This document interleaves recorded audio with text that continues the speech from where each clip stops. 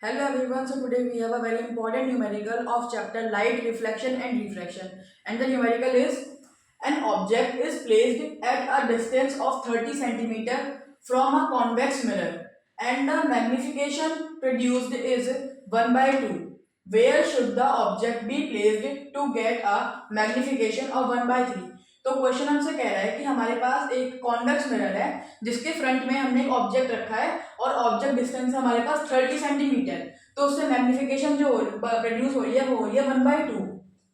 तो हमने object front में प्लेस करा है तो यू हो गया हमारा -30 सेंटीमीटर और मैग्निफिकेशन का फॉर्मूला होता है -v/u और मैग्निफिकेशन हमें गिवन है 1/2। तो हमने यहाँ पर सारी वैल्यूज पुट करी और हमने माइनस से माइनस कैंसिल करा और 30 को हम इधर ले गए और डिवाइड करने के बाद हमारा जो v आया वो आया हमारा 15 सेंटीमीटर प्लस में। इसका मतलब है कि जो हमारा इमेज है वो बिहाइंड द मिरर फॉर्म हो रही है।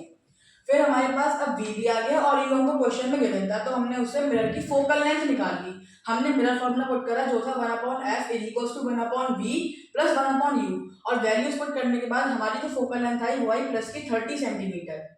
अब क्वेश्चन में हमसे दोबारा कह रहा है कि हमें हमारा ऑब्जेक्ट कहाँ पर पुट करना चाहिए जिससे मैग्निफिकेशन जो प्रोड्यूस हो वो 1/3। तो मैंने काम करा जो मैंने हमारी इमेज डिस्टेंस की नई वाली उसको मैंने v डैश ले लिया और ऑब्जेक्ट डिस्टेंस को u डैश ले लिया।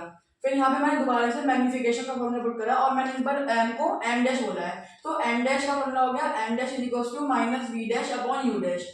तो मैंने m की वैल्यू पुट करी जो कि 1/3 और -v dash upon u dash. अब मैं u डैश को इस साइड ले गया जिससे मेरी जो v डैश की वैल्यू आई वो आई माइनस का u डैश अपॉन 3। देन मैंने अगेन मिरर फॉर्मूला पुट करा और मैंने वहां पे 1/f is equals to 1/v dash plus 1/u dash. f हमने पहले निकाल ली थी जो आई थी हमारी 30 सेंटीमीटर। फिर मैंने यहाँ पर v डैश की वैल्यू पुट करी जो थी -u dash upon 3।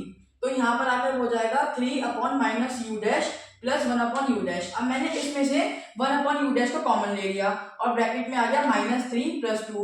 Bracket solve करा तो मेरे पास आ गया -2 और -2 इस इधर वाली साइड को और इधर वाली साइड को मैंने क्रॉस मल्टीप्लिकेशन करवाया जिस वजह से मेरी u डैश की वैल्यू आ गई 60 centimetre. So this is the question. I hope that you enjoyed this solution. Thank you.